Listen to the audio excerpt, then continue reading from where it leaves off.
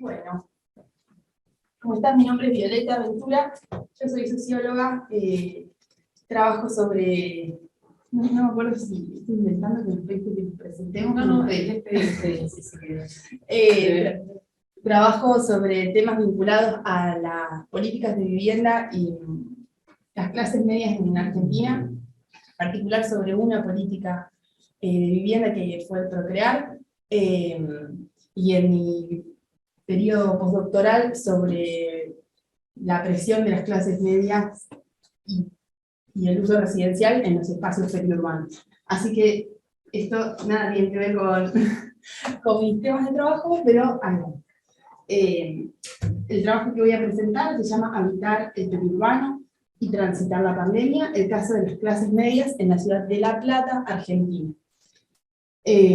Y es un trabajo que busca reponer el modo específico en que la pandemia impactó en los hogares de las clases medias residentes en los espacios periurbanos de la ciudad de La Plata, y sobre todo reponer cómo sus experiencias previas del habitar se reconfiguraron y se articularon a las formas en que gestionaron, ¿no?, esta crisis sociosanitaria.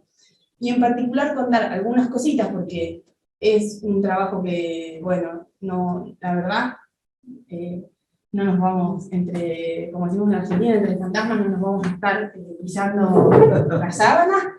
Ustedes saben cómo es esto, todavía no está escrito, estamos en eso, en proceso de escritura, hay un trabajo colectivo que sí está escrito, pero no específicamente este recorte que estoy empezando a pensar. Así que les voy a contar los hallazgos preliminarísimos sobre la movilidad cotidiana de las clases medias durante la pandemia y sus redes de sociabilidad y de parentesco barrial e intrabarrial. Esto que presento forma parte de un proyecto mucho más grande que se llama Flujo, Fronteras y Focos, que, bueno, la imaginación geográfica en 6 periferias urbanas de la Argentina durante la pandemia y pospandemia del COVID, que está dirigido por Ramiro Segura, acá colega de antropólogo, y es un proyecto que estuvo bueno, muy bueno la verdad, porque se trabajó con 6 nodos, que fueron 6 ciudades, en realidad fueron 7 nodos porque La Plata tuvo 2, pero bueno, no viene al caso, que son ciudades interesantes para la Argentina, porque cada una tiene como lo suyo, que son estas que mencionamos, con 3 canteras de datos, así lo llamamos, pero bueno, son como las fuentes que trabajamos por un lado con la información que circuló en los medios de comunicación durante todo el periodo 2020-2021, sobre las políticas públicas, provinciales, nacionales, pero sobre todo locales que pasaban, y con entrevistas en profundidad y observación.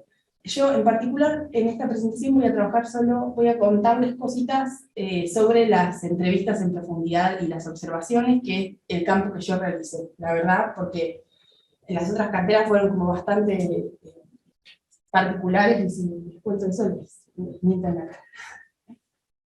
Y trabajamos además con 3 sectores sociales, con barrios cerrados, que son...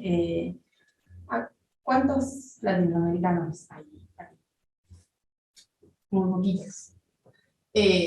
Los barrios cerrados, no sé si hay en España. Bueno, son espacios espacios residenciales de las clases altas. Bueno, nada, cerrados, con seguridad, con lotes muy grandes que dificultan muchísimo la sociabilidad intrabarrial, porque estamos hablando de lotes, no sé, pueden llegar a ser 100%, entonces bueno, no hay vecinos, no hay como una vida comunitaria. Así que trabajamos con las clases altas en los barrios cerrados, con sectores populares, en villas y en asentamientos, y con barrios de clases medias que, bueno, ahí si se ponen finos y nos empiezan a preguntar, a ojímetros lo definimos porque, bueno, cuáles son los barrios de clase media eran más difíciles de definir. Pero, en general.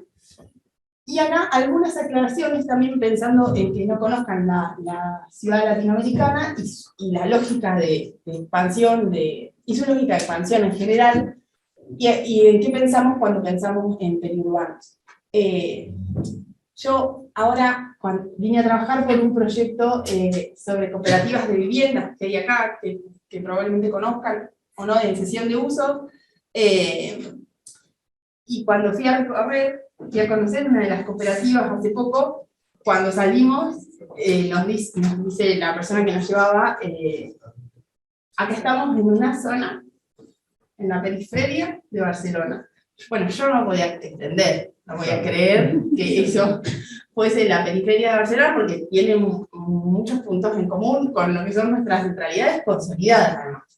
Entonces, cuando piensen en la ciudad latinoamericana, tienen que pensar en ciudades muy extensas, muy difusas, con bajos niveles de consolidación, con geografías que están expuestas a un crecimiento muy acelerado y muy desregulado, con actores que hay cierta, bueno, con la prominencia del mercado, como pasa acá, que no estoy para nada pensando mal sobre nuestras ciudades latinoamericanas, sino que los mercados siempre, ¿no?, ganan espacios con sus propias lógicas. En nuestros periurbanos, a través de la desregulación se generan mucha competencia entre actores y usos, en particular en los espacios periurbanos.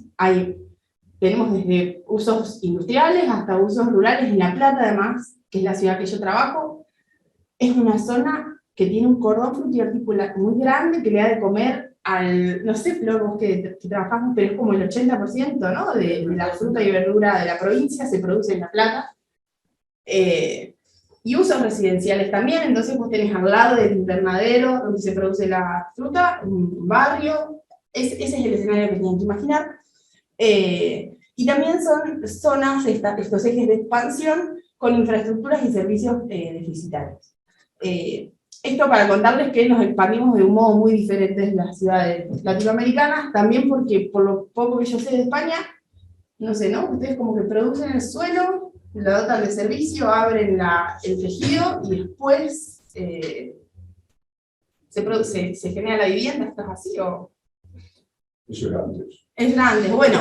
No había planificación. Bueno, allá no es necesario, inclusive en la historia nuestra, en cambio, cuando me estoy yendo un poco de tema, pero nosotros tuvimos una historia en Argentina de tropiezos en relación a eso, porque primero se generaron los loteos populares, que se llama ya por los 40, que fueron muy buenos para, o bueno, no sé, muy polémicos, ustedes me dirán, porque a diferencia de otras ciudades latinoamericanas, permitieron el acceso con cierta formalidad, pero con muy bajo nivel de consolidación, permitía que se flexibilicen. Después tuvimos un intento con una ley de, bueno, no estoy yendo al texto, pero quiero decir, ya me fui. ¿Cuánto tenemos? No, falta. No, pero lo pongo rápido.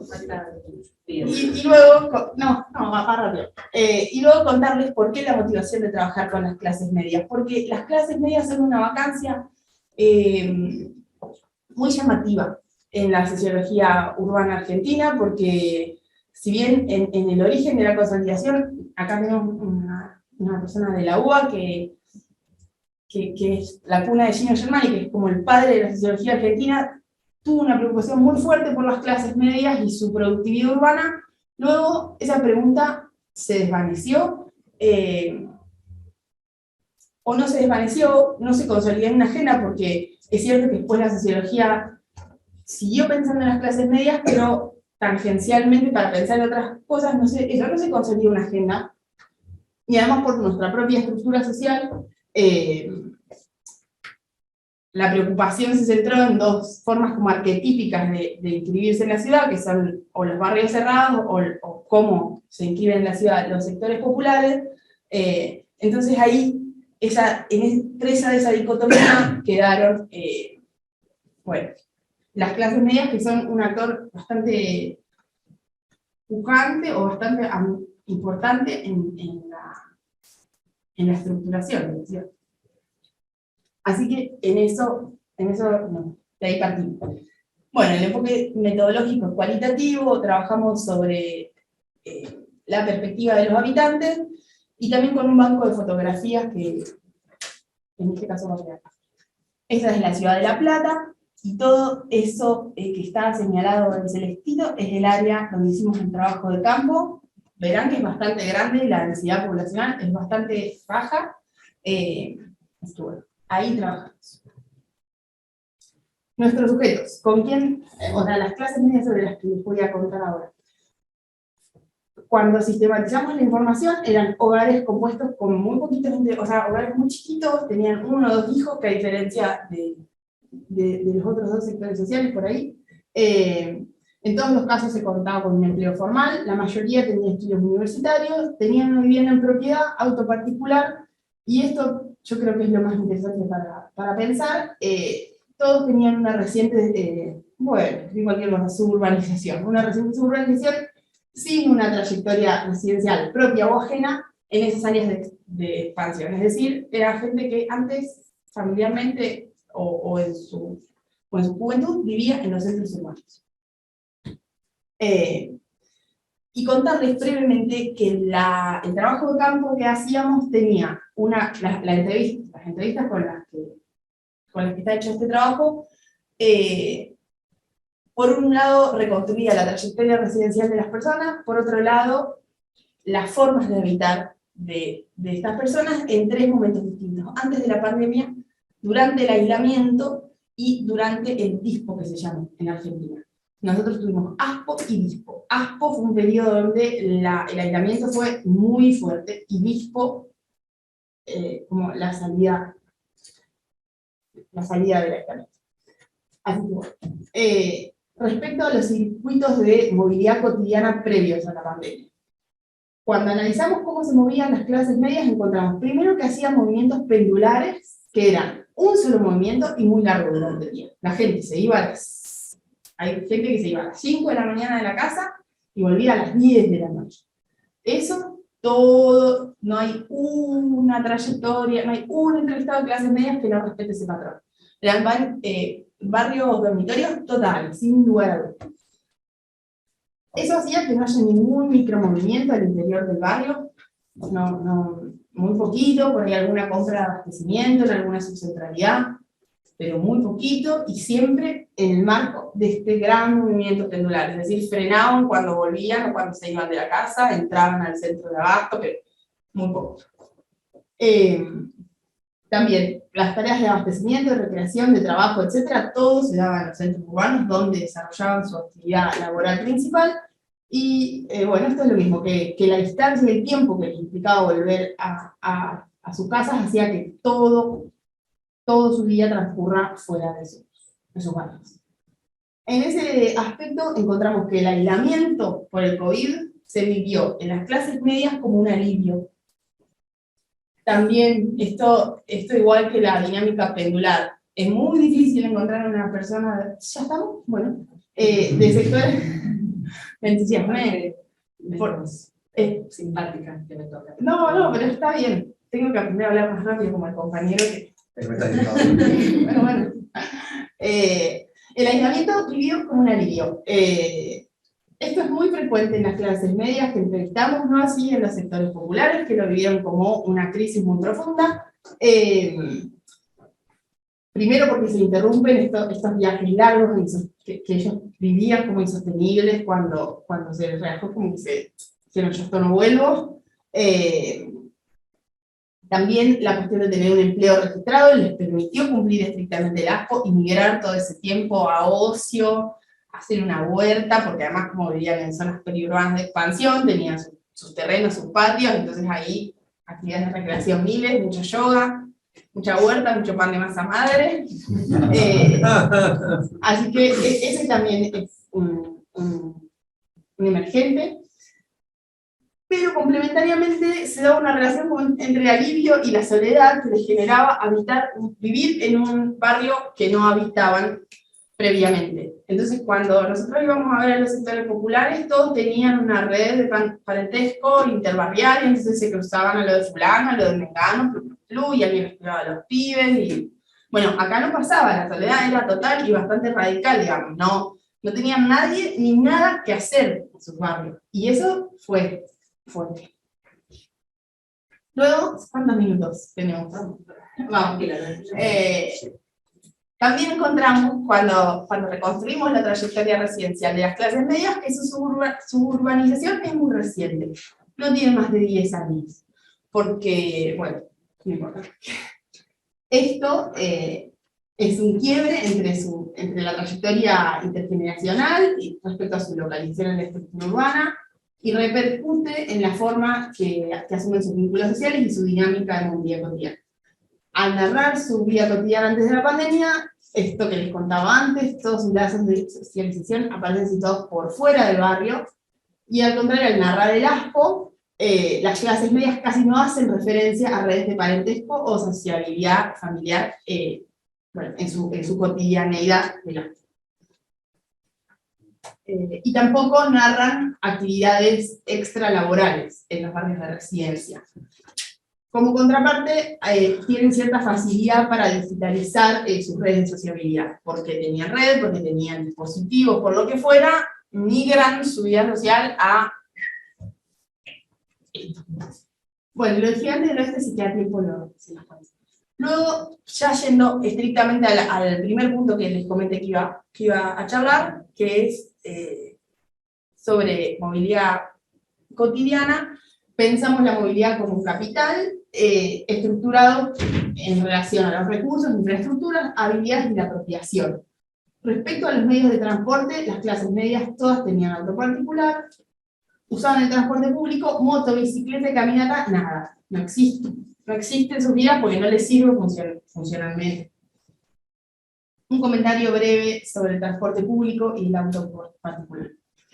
Antes de que esto es muy diferente a las clases altas y bajas. Antes de la pandemia, las clases medias usaban el transporte público todo el tiempo, por todos estos factores, ¿no? Decían, bueno, no me estresa, es más barato, es un lugar de encuentro social, esto aparecía mucho también, uno se baña en realidad en el transporte público.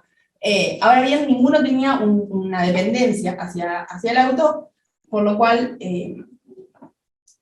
bueno, nada, no fue un problema y les permitió salir de a poco y evitar ese miedo al contagio que aparecía en los sectores populares muy fuertes, como una tortura de que me tengo que subir al micro, no quiero. Respecto, también pensar, ya estamos, ¿no? Sí. Un minuto, bueno, también mencionar que los sectores medios tuvieron dispositivos tecnológicos, conectividad, que esto era muy bravo para los sectores populares, porque nosotros para circular durante el AFO teníamos que sacar un permiso, y ese permiso era muy difícil de conseguir a la gente que no tenía internet, que no tenía celular, y sobre todo que no sabía cómo hacerlo, muchas veces, ¿viste? No se sabe, cosas que uno no sabe, y las clases medias en esto no tuvieron ningún problema. Bueno, no, y creo que nada más, sí mencionar esto que les decía para cerrar del Gigante del Oeste, que es un barrio colectivo de clases medias, con el que trabajamos, y ahí la sociabilidad, la experiencia de la pandemia fue muy diferente. Nada, una pequeña reflexión sobre la importancia de que haya un tejido social para estos momentos de crisis, porque fue como bastante radical la diferencia entre gente que se conocía de antes y gente que solo iba. Así que eso. ¿Llegué?